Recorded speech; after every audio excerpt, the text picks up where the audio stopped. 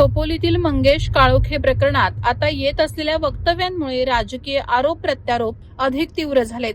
नगर परिषदेच्या निवडणूक निकालानंतर अवघ्या 5 दिवसात 26 डिसेंबर रोजी मंगेश काळोखे यांना दिवसाढवळ्या संपवण्यात आलं।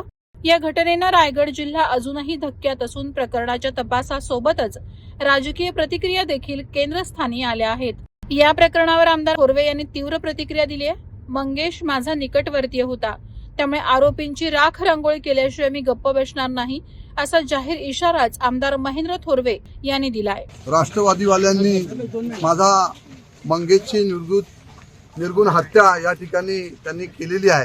आम्ही सगळेच या ठिकाणी जाहीरपणे आम्ही पोलीस स्टेशनला सांगितले, ज्या ज्या लोकांवर FIR दाखल झालेली आहे त्या सर्वांना उद्यापर्यंत अरेस्ट सकाळी नाही केली। आता आम्ही अंत्यविधीला सगळे निघालेलो आहोत, परंतु उद्या 11 वाजल्यापासून आम्ही पोलीस स्टेशनला येऊन त्या ठिकाणी बसणार आहोत। जोपर्यंत सर्व आरोपी अरेस्ट होत नाही तोपर्यंत आम्ही इथं हलणार नाही।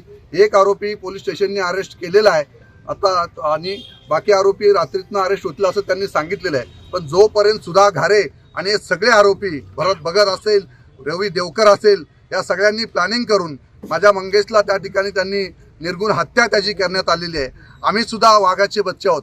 जोपर्यंत मंगेशला झाल्यावर अन्याय त्यांनी जो काय अत्याचार त्याच्यावर त्यांनी केलेला आहे, त्याची जी काय निर्गुणपणे हत्या केलेली आहे, याचा जोपर्यंत यांची राख रांगोळी केल्याशिवाय मी गप्प बसणार नाही।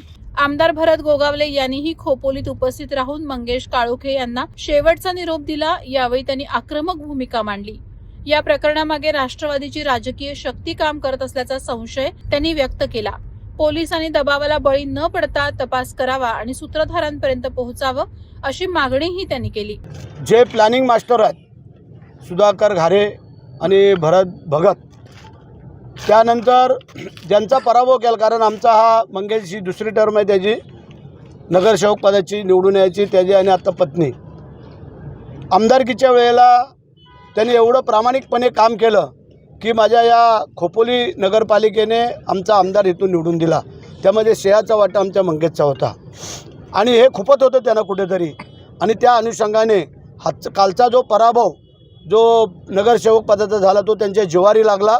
आज जर आपण पाहिलं तर त्यांचे कर्ते करविते इकडं सभा घेऊन गेले, सगळे गेले, आणि कालपर्यंत जे काय दुसऱ्यावरती शिंतोडे उडत होते ते आज त्यांच्या कार्यकर्त्यांनी काय केलं हे पण त्यांनी पाहावं की एका गरीब कुटुंबातल्या आमच्या या कार्यकर्त्याला त्यांनी आयुष्यातून उठवलेलं आहे। कारण आमच्या मंगेशला कळलं होतं की आपल्याला मारण्यासाठी यांची प्लॅनिंग चालू आहे, म्हणजे त्या हिरेनी, परंतु हिरे हा त्यांचा मित्र, त्यांच्या पार्टीला बसणं, उठबस करणं, त्यांच्या सगळ्या गोष्टीला, आणि म्हणून करता हिरेवरती पण कारवाई व्हायला पाहिजे असं माझ्या तमाम कार्यकर्ते बंधू भगिनींचं म्हणणं आहे। आणि आमच्या SP मॅडमना पण म्हणणं आहे की ज्या हिरेने हलगर्जीपणा केलेला आहे त्याला त्वरित इथून निलंबित करून याला इथून बदली करून द्यावं अशी आमची विनंती राहील।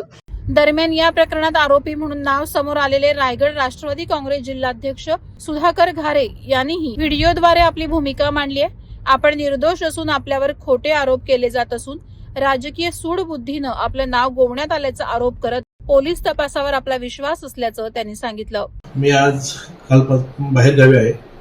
मी आमच्या कर्जतमधील जे जैन समाजाचे सर्व व्यापारी वर्ग आहेत त्यांची राजस्थानमध्ये एक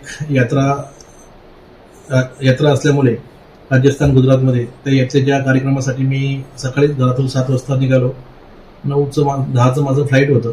मी सकाळी 7 वाजता निघून 9 वाजता एअरपोर्टला पोहोचलो आणि मी फ्लाईटमध्ये बसल्यानंतर माझा मोबाईल 1-2 तासासाठी बंद होता। नंतर मी फ्लाईटमधून 11 वाजता अहमदाबादला उतरलो तेव्हा मला कळलं की अशी एक खोपोलीमध्ये घटना घडलेली आहे, आणि ती घटना इतकी मनाला दुःख देणारी घटना आहे का त्या घटनेचा जितका आपण निषेध करू तितका निषेध कमीच आहे। परंतु काही वेळानंतर मला हेही समजलं का जिथे ज्यांनी घटना केली ती घटना खोपोली शहरामध्ये झाली। खोपोली शहरामध्ये होऊन अनेक लोकांची त्यामध्ये नावं घेण्यात आली। त्यामध्ये दुर्दैवाची गोष्ट अशी आहे तर त्यामध्ये कर्जतचे आमदार महेंद्र थोरवेंनी मी कुठेतरी बातमी बघितली का तिथे त्यांनी माझं सुद्धा नाव त्या घटनेला जोडलं गेलं। ह्यामध्ये त्याचा राजकीय स्वार्थ साधण्यासाठी महेंद्र थोरवे या अशा गोष्टी करतोय।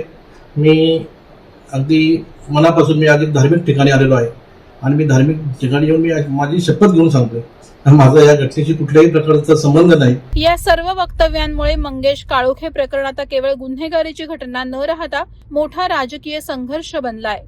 पोलिसांकडून तपास वेगानं सुरू असून एका व्यक्तीला अटक केल्याची माहिती आमदार थोरवेंनी दिली आहे. संपूर्ण राज्याचं लक्ष आता या प्रकरणातील पुढील घडामोडींकडे लागलं आहे.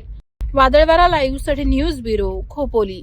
नवी मुंबई व रायगड जिल्ह्यातील ताज्या बातम्या आणि घडामोडींसाठी सबस्क्राईब करा वादळवारा लाईव्ह चॅनल आणि दाबा बेल आयकॉन.